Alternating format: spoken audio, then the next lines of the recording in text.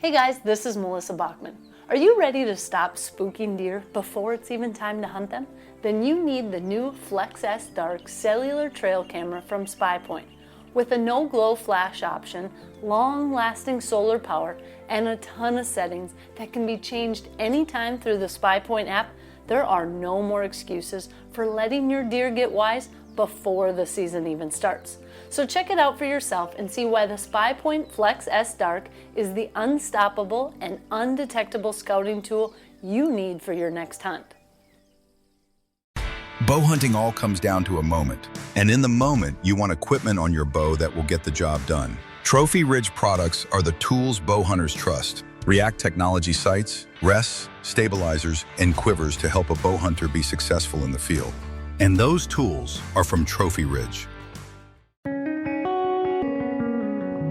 Welcome to Harvesting Nature's podcast series focused on hunting, cooking, and eating invasive species. Across North America and beyond, invasive animals are wreaking havoc on native ecosystems, displacing local species, damaging habitats, and altering the natural balance. But what if part of the solution lies on the plate? In this episode, we're diving into the feathered, adaptable, and surprisingly edible world of invasive birds. From European starlings flocking in the millions across farm fields to rock pigeons strutting through cities and mute swans crowding waterways and pushing out our native species. We'll explore how these birds first arrived, the ecological and agriculture problems they create, and the legal and ethical considerations for harvesting them, and of course, how to turn them into a sustainable meal. Whether you're a hunter, angler, forager, foodie, or you're just curious about invasive species, this episode is packed with insights, cooking tips, and field stories that'll leave you hungry. Let's get going.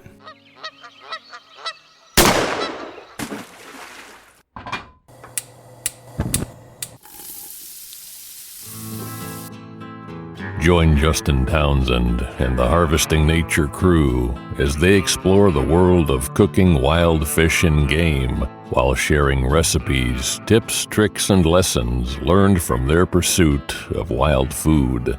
We sure hope you ate before the show, 'cause you're gonna leave hungry. This is the Wild Fish and Game Podcast. As we open this episode up, it's ironic because I was visiting a local shop here in Oahu.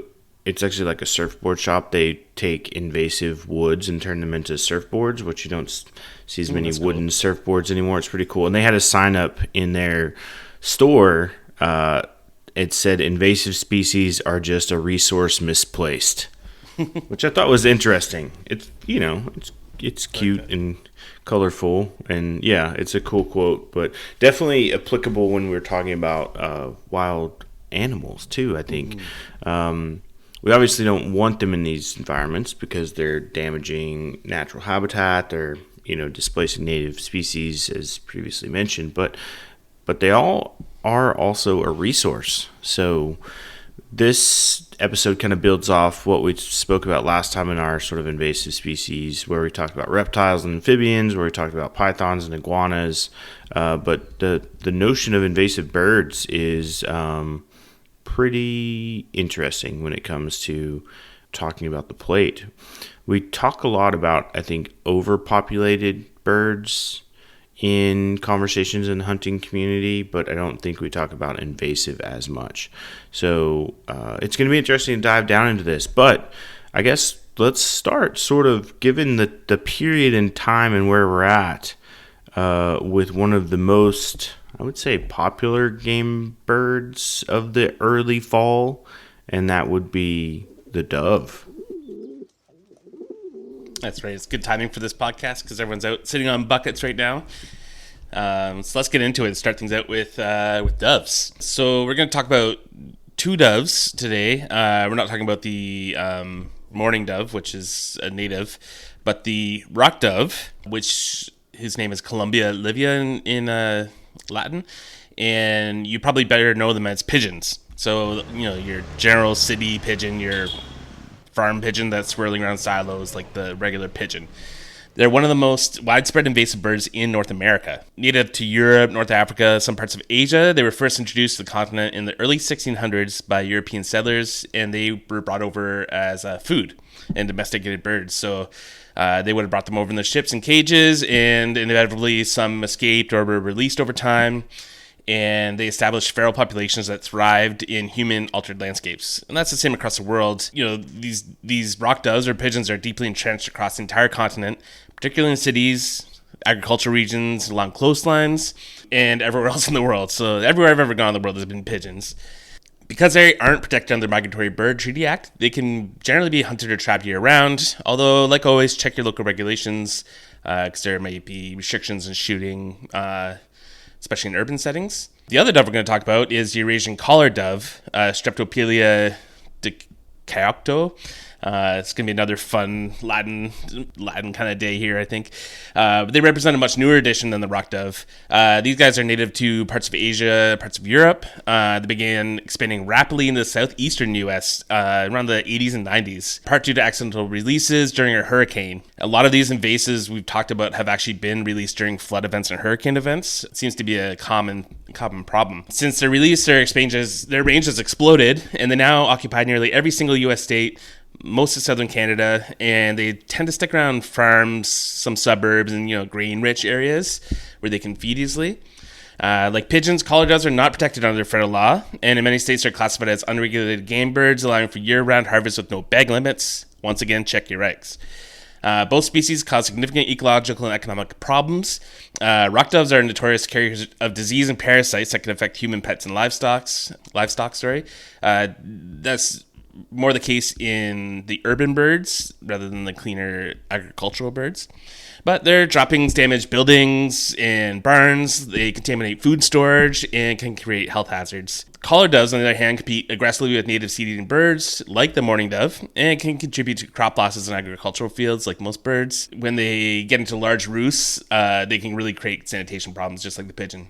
Despite all this, both birds are very edible and can be enjoyed at the table. Pigeon, or squab often, is a delicacy in most cuisines, and a squab is just like a pigeon that hasn't taken flight yet. So it's like not a baby pigeon, but it's just about ready to go, and it's really tender, and that's why they're very expensive. It's like a juvenile or like a teenager pigeon. It's just living around your house, leaving trash. It's expensive, but it hasn't left the nest yet. Yeah. Yeah, damn squabs. You definitely want to make sure you're harvesting from clean areas when you're getting rock pigeon. Collared doves are similar in taste and size to mourning doves, with mild, tender flesh suited to grilling, pan-searing, stewing. For hunters and foragers, these invasives offer a chance to turn a problem into a sustainable, tasty meal. Have you ever tried pigeon, Justin? I have, yeah. I'm trying to think. If I had it in the U.S. or if it was over in the U.K. or in Europe that I had it. But I've definitely had it before. Honestly, not much different between that and dove. I think dove being a little darker in flavor. But I mean, the ability to hunt pigeons is pretty widespread, just given the fact that they're everywhere.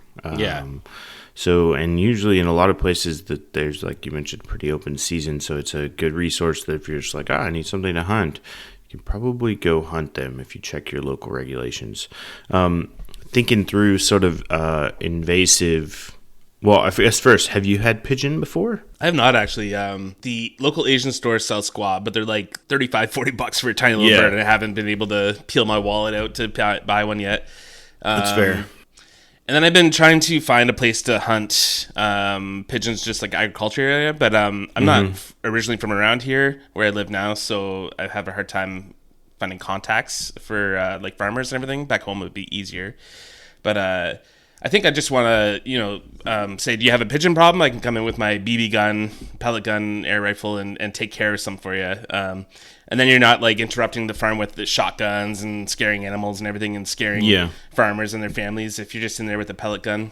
So I just got to find the right person to talk to, but I would love to get some in the freezer. I used to shoot mourning dove off the power line and trees and stuff when I was a kid. That was probably like the first thing I was hunting, that and like rabbits growing up as a kid. So it definitely, I like doves. I like to eat doves quite a bit when I do harvest them. And I'll have to admit it, we'll talk about it in a bit, but the almighty, ever coveted dove popper is at the bottom of my list for things to prepare with it. But we'll talk a little bit more about recipes in a bit. And I penned a cool article. I think it was probably 2 years ago. It was a breakup letter with dove poppers that we put out on the website. It was a funny little satire piece about that. We might have to republish it this week just to give it some airtime. Yeah, that's a good idea. I think what's cool is, so now living in Hawaii, I have a whole new plethora of upland game birds and all that. And there's a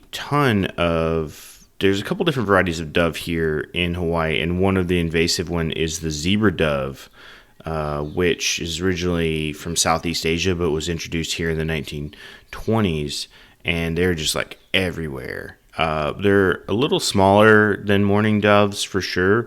So if you were to harvest them, you'd have to harvest quite a few. Oh, they look pretty similar. I just looked them up online here. Yeah, they've got like that kind of like spotted along the collar. Yeah. They're really pretty birds when you see them in person. Yeah, they're definitely invasive here. Cool looking little birds.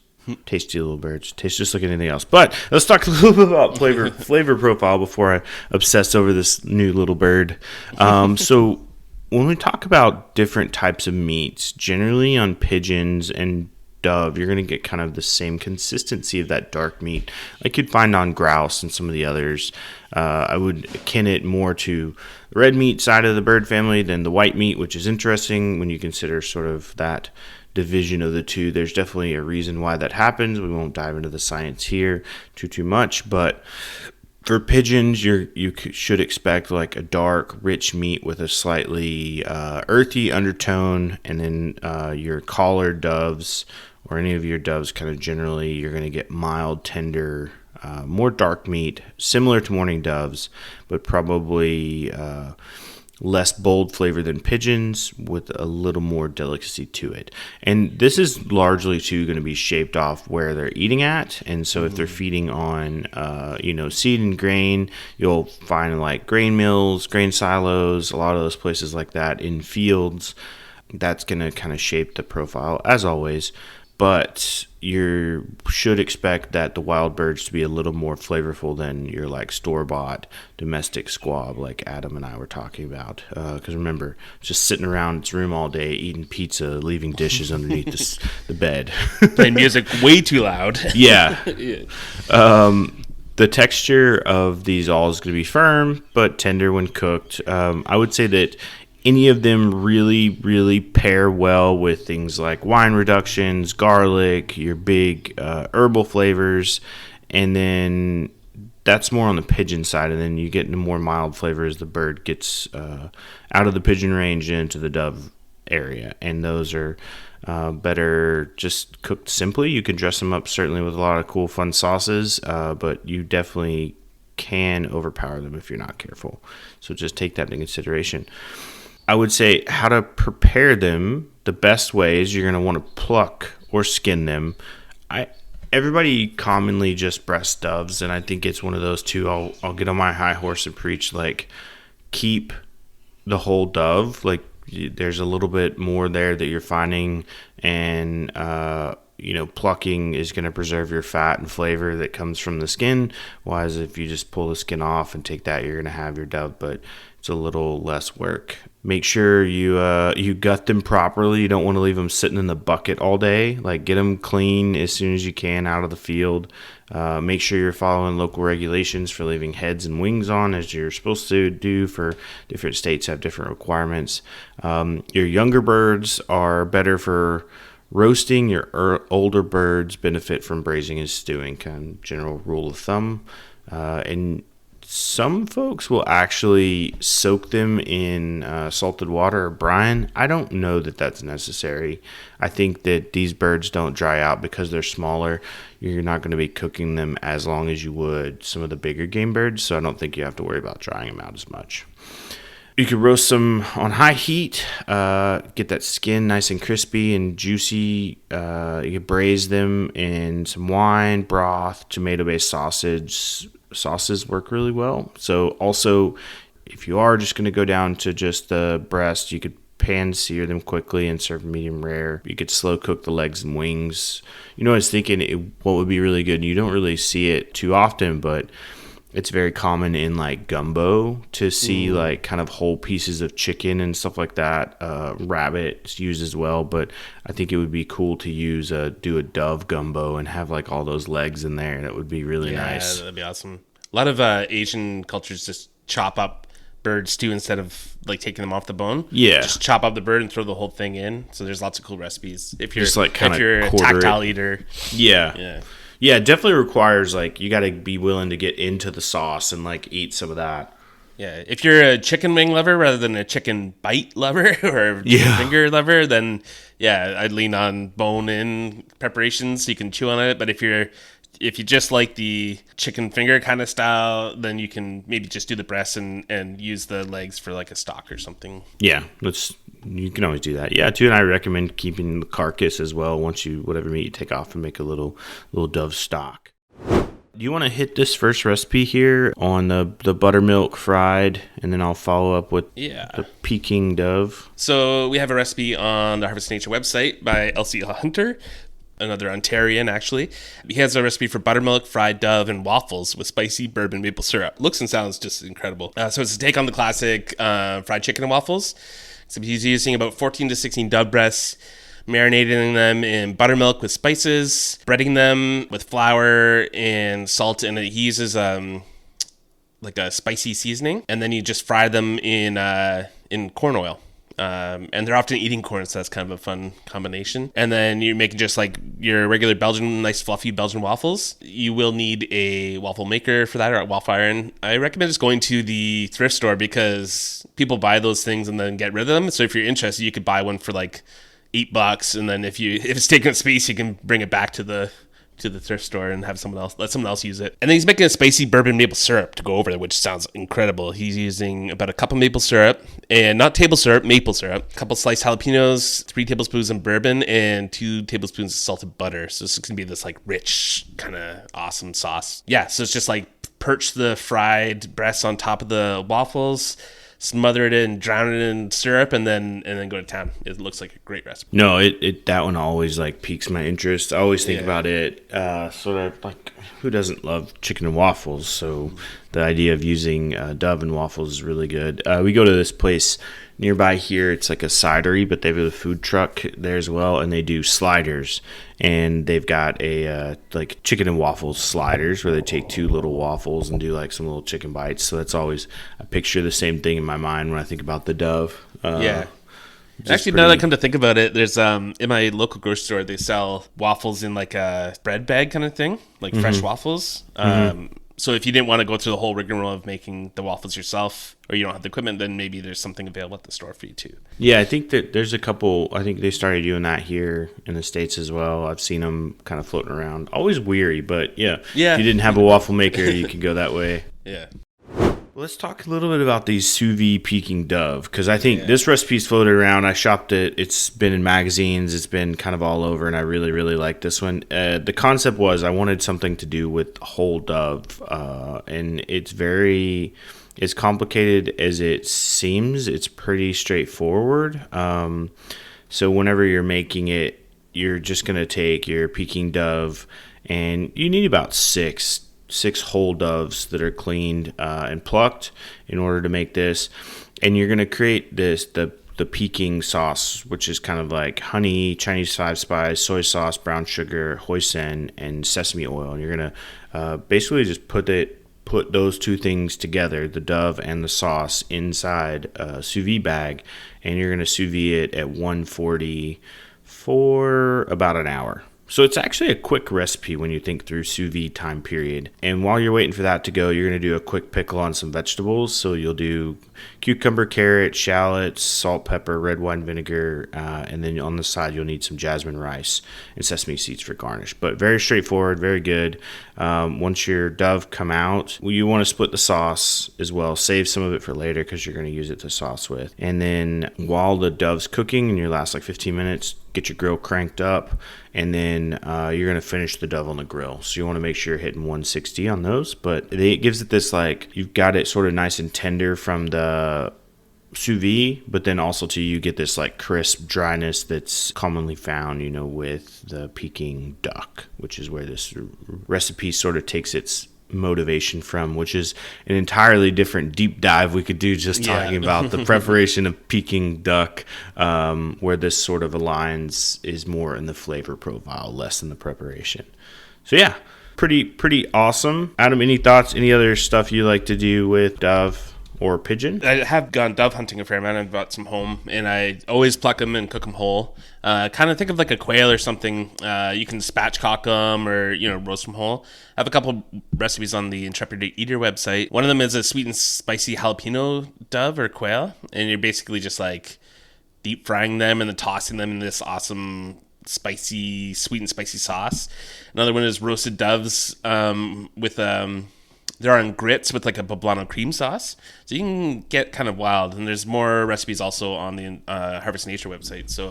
So everyone bringing home doves right now, make sure you check that out and do something a little different than the old popper. Here you go. Here's the opening foray of my breakup letter. Oh yeah. Dear Dove Popper, it's not you, it's me. Well, maybe it's you a little bit. We've had a good run. More than good, really. You've been there for me after countless hunts, a comforting, reliable presence on the table, wrapped up in bacon and nestled in a dollop of cream cheese.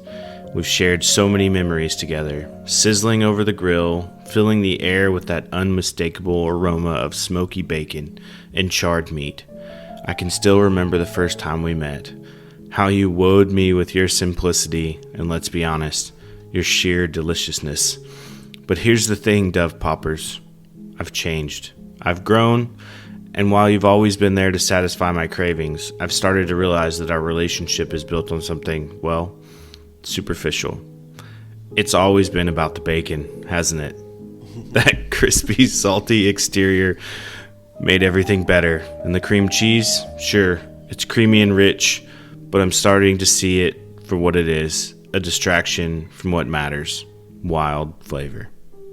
All right, I'll let you read the rest of the letter. We'll put the link in the comments below. But it's, I don't know. If you enjoy being dispassionate about Dove Poppers, give it a read. Yeah. I think, we all know poppers are fine. There's nothing wrong with them inherently. They're tasty. And I think there's a cool tradition surrounding them in dove hunting. Yeah. But you really do lose most of the dove in there, and you're really just eating, bacon and cream cheese. So we recommend, even if it's part of your tradition, do some of those, have some fun with it, and then try something new and exciting, because there's lots of awesome flavor in those doves that you're missing out on in those preparations. Don't chew on that, Max. Cooper loves that chew, too. Oh, now he's into Cooper's food. Wow, he is loving it. What do you feed Cooper? Blue Buffalo Life Protection Formula. He never leaves a crumb. I love it because it's made with high-quality protein, nutrient-rich fruits and veggies, and wholesome whole grains. Looks like we're switching to Blue.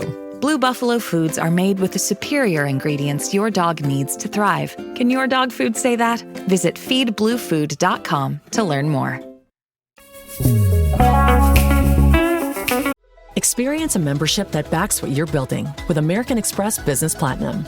Unlock over $3,500 in business and travel value annually with statement credits on select purchases from brands like Dell, Hilton, and Adobe, and other benefits. American Express Business Platinum. There's nothing like it. Based on total potential value of statement credits on select purchases and other benefits, enrollments required, monthly and other limits and terms apply. Learn more at americanexpress.com/business-platinum. This episode is presented by State Farm. Having insurance isn't the same as having State Farm. It's like expecting the leadership of a team captain on the football field, but getting a sea captain. You wouldn't settle for just anything for your team. Shouldn't it be the same for your insurance? So don't settle for just any insurance when you can go with a leader. State Farm. Like a good neighbor, State Farm is there.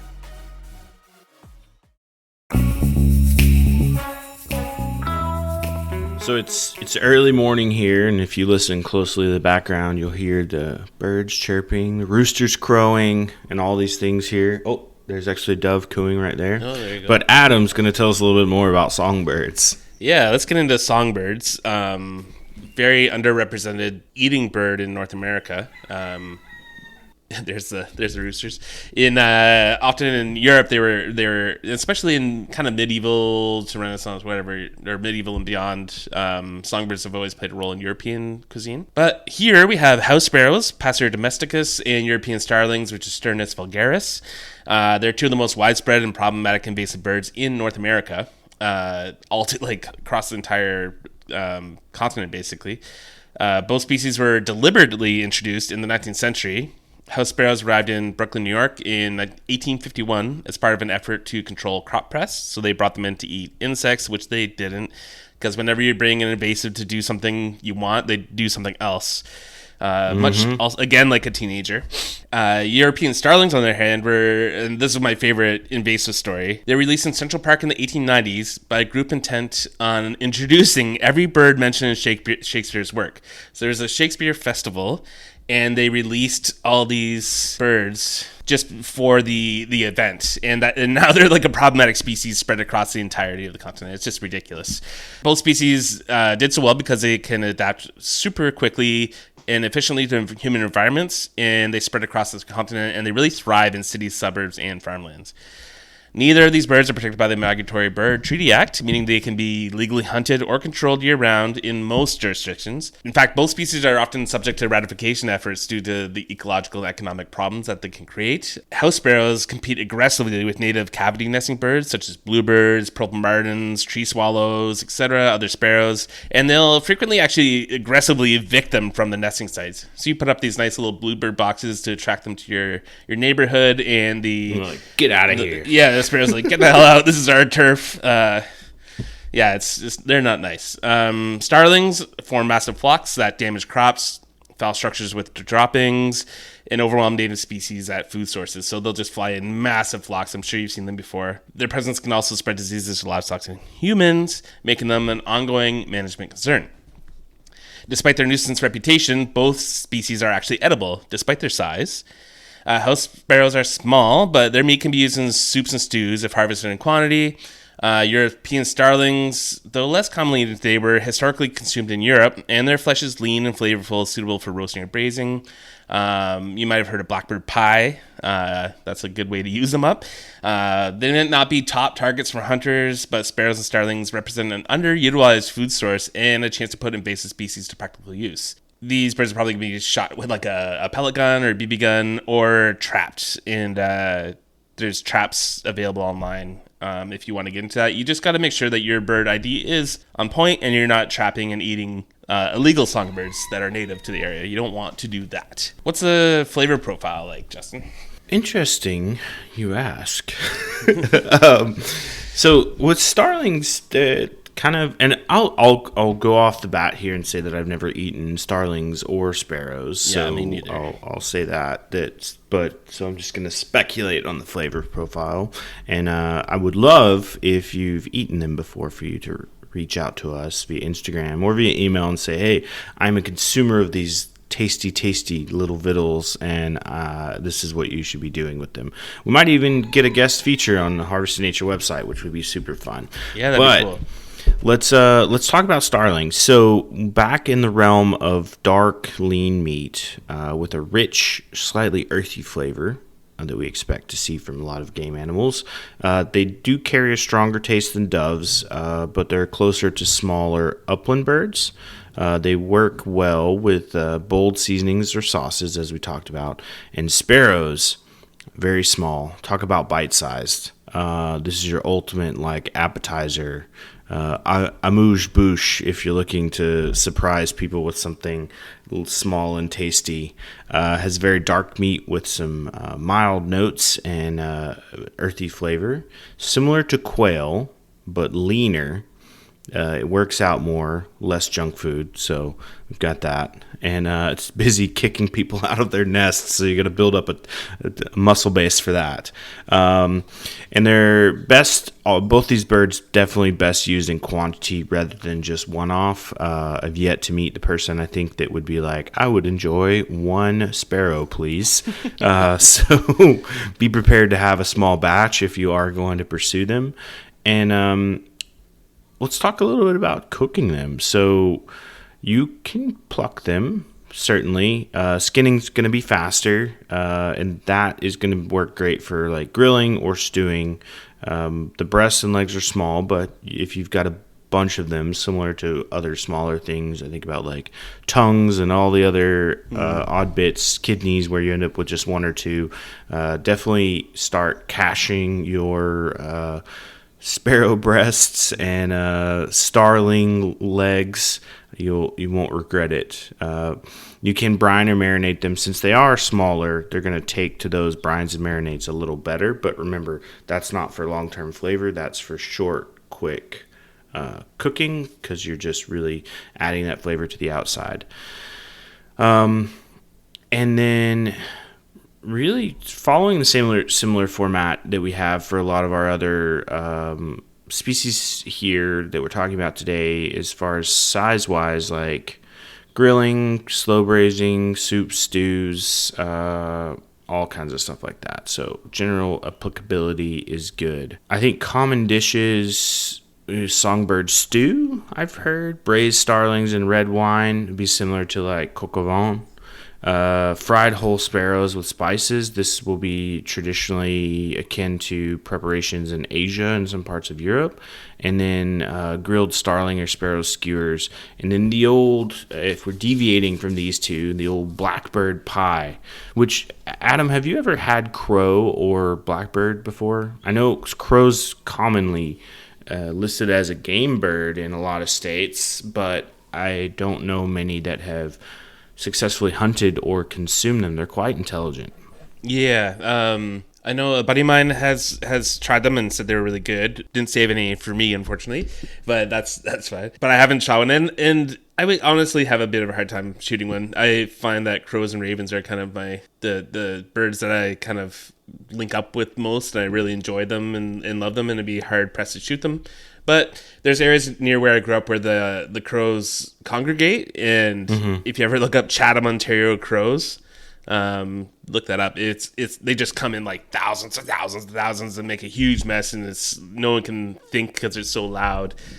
So there's controlled hunts there. I think I would maybe do something like that, but I've never actually tried it. I've heard though that it is pretty good meat. I was thinking, I just got it stuck in my head, the sing a song of sixpence, a pocket full of rye, 4 and 20 blackbirds baked in a pie. When the pie was open, the birds began to sing, "Oh, wasn't that a dainty dish to set before the king?"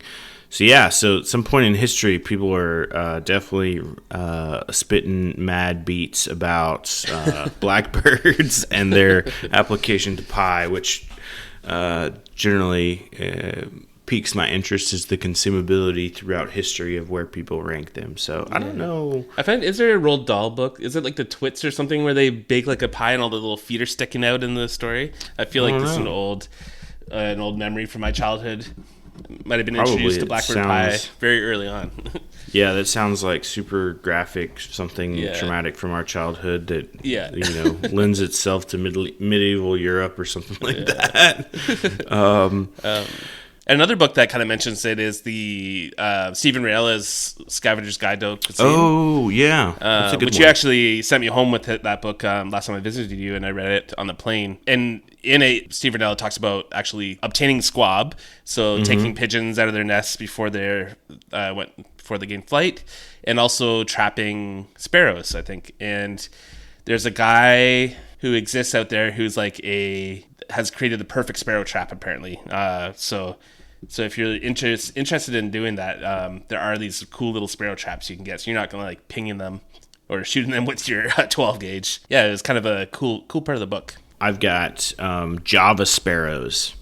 Okay. That live in my house, in my roof. We have these little like vent holes that run horizontally along our roofs, and they've like punched a hole through the mesh. And there's a mom and a dad and 2 juveniles now that live there. But they're soon. I was waiting for them to hatch and get big before I evicted them, and they're very near it. But I don't know. They're sparrow squab. Yeah, they're very similar in size to sparrows, but they look very, very different. They're like grayish, kind of gray with white underbellies and a black and white head and a red and orange beak. But they're quite ironically in Java, endangered, but in Hawaii, ever popular. Yep. Or populated. Yeah. This episode is brought to you by Indeed. When your computer breaks, you don't wait for it to magically start working again. You fix the problem. So why wait to hire the people your company desperately needs? Use Indeed's sponsored jobs to hire top talent fast. And even better, you only pay for results. There's no need to wait. Speed up your hiring with a $75 sponsored job credit at Indeed.com/podcast. Terms and conditions apply. Dripping in gold? That's cool. Dripping in Velveeta's supremely creamy golden cheesiness? That's respect. Elevate your drip with Velveeta's range of outrageously delicious dips and dishes. Shells, cheese, melty blocks, and heat and eat queso that go all in on indulgence. Flex on your fam with a creamy, cheesy masterpiece and go all in on what you love with Velveeta. Respect the drip and satisfy your cravings. Bring home the drip with Velveeta. Let's switch gears here. Is that your Transformers sound? Yeah. We're moving Optimus Prime. We're switching from the early fall season. Now we're getting the water is cooling. The air is getting crisp. We're sitting, drinking coffee in a damp duck blind. So we're going to talk about waterfowl. But I'll lead off with mute swans. So mute swans are truly invasive to North America. They were brought from Europe in the 1800s as estate decorations. Something, think about, your lawn statues, but you have to feed and water this one, and it moves around. But it doesn't honk. Or I don't whatever noise. There's a formal. I think they just hiss. There's a formal term for the noise swans make, but in all true nature of wild beasts, they escaped and they spread. That population centrally along the Great Lakes and the Atlantic. They're big and they're aggressive. They are bullies to native swans and ducks, and they chew through aquatic plants and they tear up wetland habitat. They aren't protected under the Migratory Bird Treaty Act, so many states manage them, many times through culling, and people rarely eat them. Those swan once headlined at medieval festivals, roasted and dressed back in its own feathers. We'll have to peel back that onion later to discuss what that is, but I think they just roasted the bird and then attach all the feathers back to it, so then it's presented at the table. Yeah, you just repluck it. You're like, man, this is twice the work for the single amount of labor. But another one, and you and I have experience hunting this in Missouri, snow geese. They are native, and their range is expansive, but their numbers have exploded due to a lot of modern agriculture practices, a lot of agriculture fields up in the Great White North in your area of the world, and less hunting pressure. I think less people are hunting them. So they're ripping up the Arctic nesting grounds because they also have a lack of predators due to over harvest of some of our predator species in that areas as well.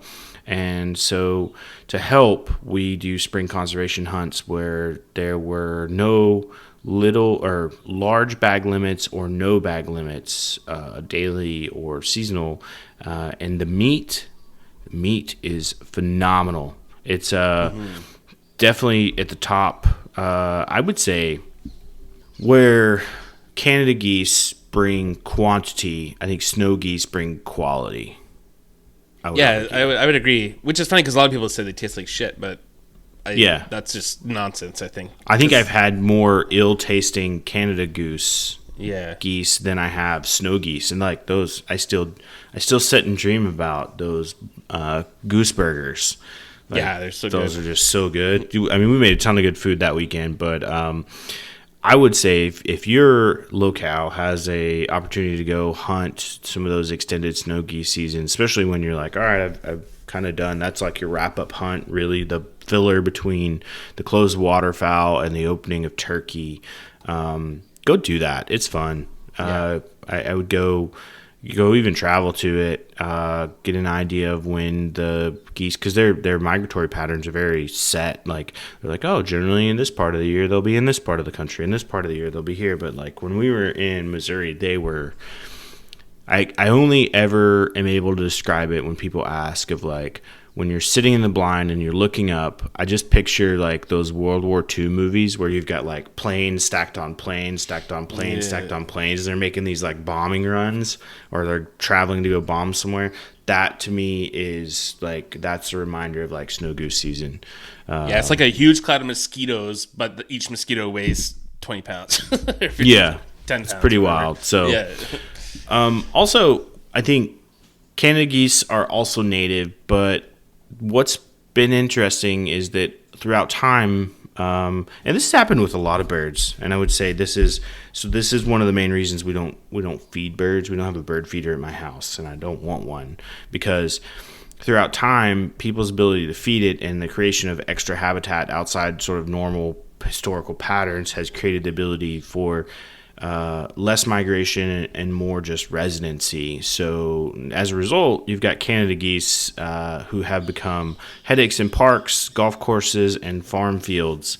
Once they were mostly migratory, and now they live year-round in a lot of areas, just habitat in suburban sprawl, like that sparkly, bubbly fountain at the entryway to your neighborhood. That houses population of Canada geese. Likely they're still protected, they're still managed under the Migratory Bird Act, but many states use hunting seasons and depredation permits to keep their numbers in check. You can definitely tell the difference when you're hunting between a resident Canada goose and a migratory Canada goose just based on flavor profile kind of alone and just the way the meat looks, feels, and acts. I don't know, Adam, you've got more experience with them than I. What's the big difference you see between the two? Sometimes it's the size as well. Like the ones that aren't migrating every year are not using all that energy to go back and forth, so they're gonna get bigger. I find they're also the migrators taste a little more wild in a good way, where the local ones can pick up the flavors of the wherever they're living, which might not be a very nice place. Where the migrators, like I'm catching the migrators coming from the Arctic, or the north or whatever, so I find they have a bit of a cleaner taste, but it all kind of depends on your locality, I would say. For sure. Yeah, I think which is interesting because I've had some Colin, one of my friends he used to be regular appearance on the podcast here. He lived over in Oregon at the time and would end up with like very swampy resident geese and estuary. You could tell the difference of kind of like that muddy, musky flavor that they brought to the picture, whereas once the migratory birds came through, the flavor profile was definitely much different. So you could often tell as well when you crack open the gizzard and see the contents and look at a difference in what they're feeding on. So very interesting. Let's talk a little bit about the flavor profile here. So snow geese, I think both are going to be kind of darker, richer meat. I think snow geese a little bit lighter. I would akin the difference to like a front shoulder roast on the cow versus like a higher rear, less used cut, almost like a loin. So your Canada goose would be your darker, heavier, more heavily used meat cut from the front shoulder, and your snow geese would be your sort of, I think, like prime rib or something like that. Kind of like that's where my texture, flavor, all that kind of lands, the difference between those. Muted swans are going to be darker than both, but denser flavor. As those birds get older, the flavor is going to get stronger, similar to a lot of other animals. But if I had my ranking, which I do, I would do snow geese, Canada goose, and then I would throw in swan too. I haven't had it yet, but we'll throw it in there. Maybe it'll rank different. We'll see. I would imagine, though, if we're talking about a like semi-domesticated species that swan would be, that it's probably going to be more akin to those resident Canada goose than it would be like wild snow geese. Yeah, I agree. I don't know. Have you had swan? I've not. You're not allowed to. People get really pissed off when they get shot, which is funny because they're beautiful. We have this place here called Stratford and Shakespeare and the Avon River, and it's all kind of like Shakespearean. There's plays that happen there, everything, and they have them all in the river. But I would much rather see trumpeter swans, the native trumpeter swans, in there instead, and I would like to see those mute swans eradicated. But the public perception makes that a little tricky, unfortunately. In terms of the flavor of snow geese and Canada geese, I think the one thing that separates from me, and it's partially because I've only had snow geese from that one time in Missouri, is that the Canada geese I'm shooting often have the nice thick fat cap on the breasts, and the snow geese didn't. Like, it was such a thin skin, it was barely worthwhile plucking them. So, and I really like that fat to meat kind of ratio on a Canada goose, which might edge that up into the first place, but otherwise I think that the flavor is just awesome on both. I love geese. We eat a lot of geese here, and they're always great. I prefer, as much as I can, plucking the geese, which takes a while. And if you get a whole bunch of them, it might be a real pain, but I just think it's so worth it. I find if you kind of feel on the chest of your shot bird, and there's like some give on the chest, you can feel the fat cap, definitely pluck it. If you're just feeling like skin and bone kind of right underneath with no protection, that means that the skin's probably pretty thin. And if you're not into plucking, if you're not a masochist like I am, then maybe just skin them and never breast your those geese, because those legs are awesome. Can agree to that. And we've got Adam, when we were at Goose Camp, Adam and I recorded a nice little breakdown video for the basically a whole goose breakdown pretty quickly, and it's surprising how quick they go once you like get in a technique and a repetition. And I think we had everybody in that one day, like in just a couple hours, go through all their geese. So if you have like a good cleaning party, like you'd have somebody, plucking or skinning, you could have somebody, breaking down into halves, and then you can have it breaking down further into quarters and stuff like that. But yeah, exactly. You get through them. It's worth it. I've never plucked a mute swan, but it'd be kind of interesting, I think. The wings on all these birds are going to be quite tough. So what you got to do is, if you're plucking them and keeping them, you want to either super, super slow braise or use them just for stock. The breasts you can cook like steak, and it should be eaten medium rare, and then the legs should be slow cooked because they're going to be very tough as well. And everyone I tell, if they're like, I don't know about keeping waterfowl legs, I say throw some into a crock pot with a can of beer and some salt and pepper or your favorite seasoning. Harvest Nature's waterfowl blend would do the trick, I would say. And just let it go until it braises, and then use that on like a burger or taco. Super easy, super delicious, and there's nothing to it. There's no reason to leave those behind. Something else you can do actually with geese, and not a lot of people do, is grind the breast and legs for sausage or burgers.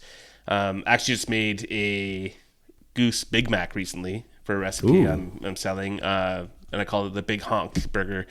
And it's great. Tastes great. That's awesome. I remember Canada geese, they eat a lot of grass, so those breasts are going to come out a lot like grass-fed beef. So just do it like a steak.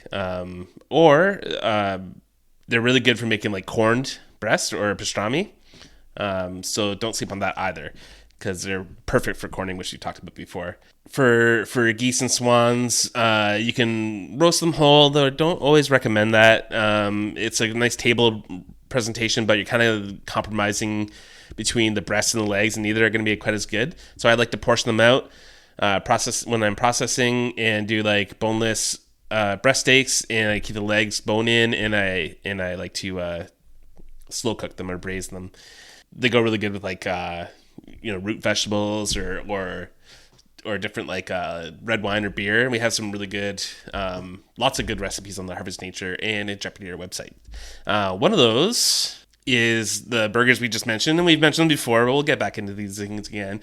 And actually on the recipe post, there's a little video and some photos of what you can see the snow geese that we're talking about, like the sheer amount of snow geese that we saw there was just insane.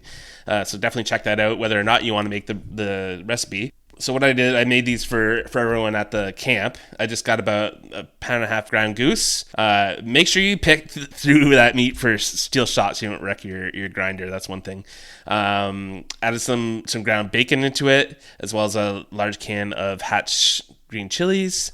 And then I made kind of like I did like American white cheese kind of slices on brioche burger buns, and then I made like a salsa out of tomatillos, green chilies, cilantro, onion, lime, and kind of topped the burgers with the cheese and that salsa. And hot damn, were they ever good!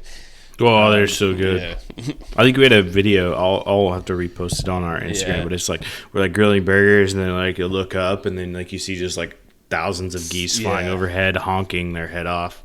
It was such a pretty cool wild experience. Yeah. You want to grab the other recipe there? Yeah, sure. Well, it's your recipe, but I'll talk about how delicious your food is.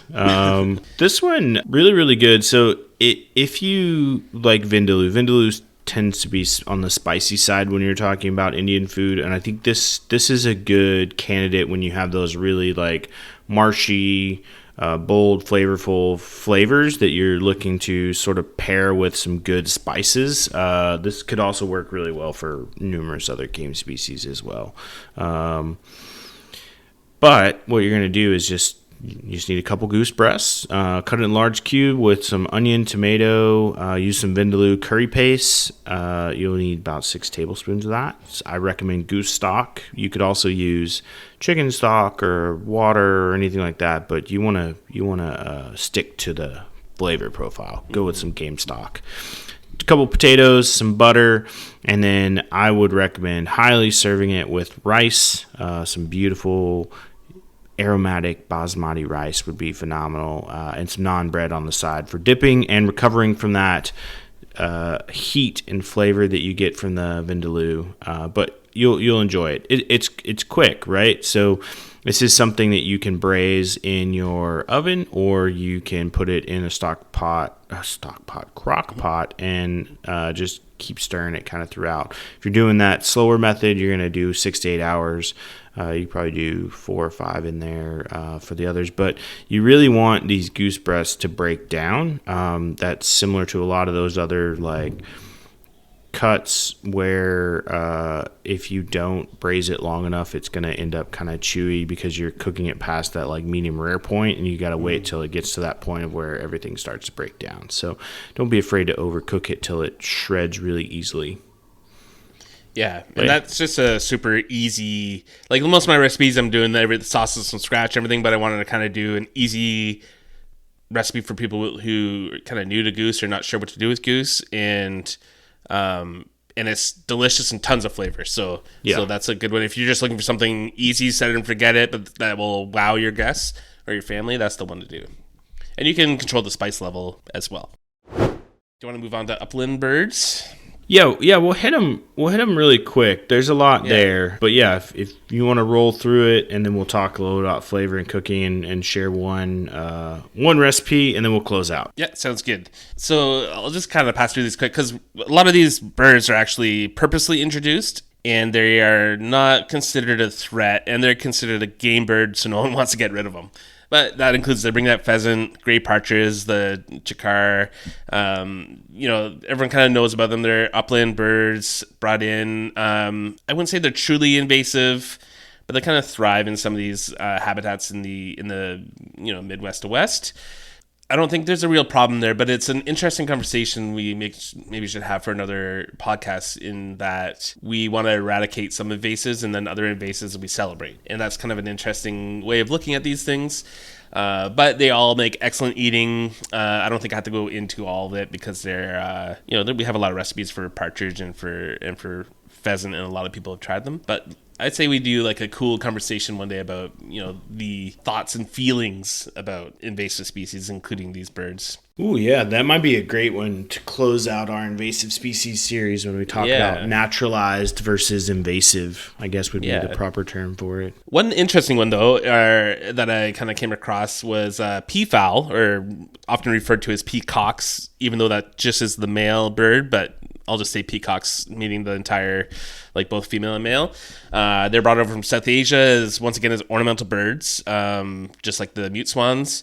They're not widespread, but feral populations do exist in California, Florida, Texas, and even in some Canadian cities. Unlike other introduced game birds, peacocks are often considered more of a nuisance than a resource because they're very loud. They crap everywhere. They damage gardens. They had come into conflicts in suburban areas. I remember in living in Toronto, there was a peacock living on one of the houses there. It was strange. It was yelling all the time. Get up in the morning and go out and see a peacock on top of the roof. Just seems strange. They're rarely hunted, and you might have a hard time finding hunting opportunities for them, but they might be out there. But they are edible, and the meat is kind of similar to turkey, although it's said to be a little tougher. I've never tried one. But they were a prized delicacy and a status symbol for Roman elites, medieval aristocrats. And then they were also seen to have a medicinal value in ancient India and China, and they're still eaten in some parts of those places today. And since we kind of, we mentioned the other upland fowl, let's just kind of focus on peacocks, because I find they're interesting. I know there's a lot of peacocks in Hawaii. Do you know if you can hunt for them there, if they're considered an invasive or feral? So they are considered a game bird in Hawaii, and so there's populations that live in the wild. Where I'm at in Oahu, there's some populations throughout that I've seen. Eager to hunt them. I think coming up in the next few months, that's going to be on my list of things to hunt and try. So I've seen them out and about. I just haven't hunted them yet. So their profile is projected to be dark, lean meat, similar to turkey, but with its stronger flavor and sometimes tougher. Also oddly described as a cross between wild turkey and pheasant, with like kind of a mild, earthy undertone. The young birds obviously more tender. Older birds can be chewy. I think definitely plucking and roasting whole is going to be a challenge, similar to like a turkey. You get that sort of balance of dark meat versus light meat. You get, the conversation of cooking meat all the way through. So I would probably do the spatchcock method if I was going to go that way, because we're talking about a bigger bird. But also you could break down the individual cuts, the breast for preparation, quick, fast, and then the legs, that slow, low cooking. But younger birds are going to pair well with herbs, citrus. You can try to stuff them and roast them whole if you want. You can slow braise or stew older birds just due to that.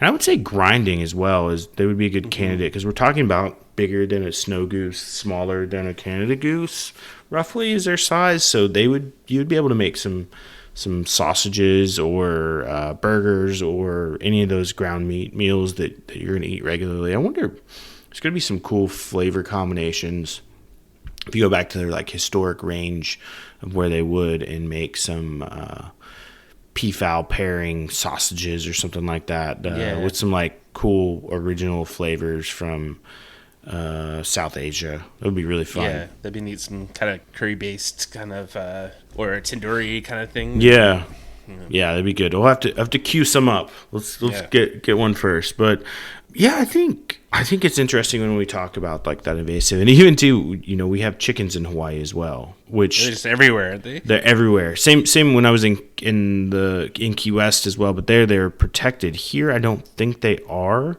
as much. But people I don't think go out and hunt them as much. But yeah, I think really interesting conversation. Stay tuned for more bird recipes as we get into the season for it. I think really excited that. I don't know, Adam, last thoughts you've got on sort of invasive birds writ large? Yeah, I don't know. I just like most of my advice, just kind of branch out there, do some of your favorites, try something new, pay attention to the way you cook it. And when you get your larger birds, stray away from roasting whole. I know everyone wants to roast whole birds, but it's just not as good. Smaller birds can roast better whole. If you are going to do it, try the spatchcocking method. But yeah, try piecing out your birds. You end up with more meals, and everything's going to taste better and have a better texture, I think, for you. Yeah, I would say too, if you're looking to dig into recipes for birds, particularly invasive birds, a lot of the ones that we don't commonly see as game birds, you're going to have to dig back to some historical recipes. There's a lot out there, so I would go with that and then modify accordingly, but definitely you're going to be looking for recipes like pre-1950s, I would say. because there was definitely a shift in our palate, writ large in the West. I think probably in the 40s and 50s, probably largely due to World War II. But yeah you're going to look for things before that to see where those recipes are, and dig back into historical text as much as you like, but you're probably going to find some cool stuff too. Poke around old European recipes. You start to get that conflict of, like, in North America, when did they arrive? And likely when they arrived, they weren't looked at as a food source. So there's kind of that balance there. But definitely Europe, Asia is probably going to have a lot of cool recipes as well. And just, play away. Don't be afraid to put Harvest to Nature's Waterfowl blend on everything we talked about today, and it will be phenomenal. I promise you. We have those for sale on the website, harvesttonature.store.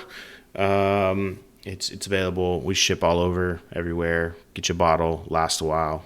It's phenomenal stuff. But thanks everybody out there for listening. I do appreciate your time and love and kindness for tuning in. Please drop us some comments in the wherever you're listening, and we'll respond over on Instagram as well. Intrepid Eater, Adventures for Food, and then of course you can find us both at Harvest to Nature. We read and comment generally to everything we see, so shoot stuff our way. We'll share, we'll feedback. We love the community participation. But thanks everybody. Have a good day.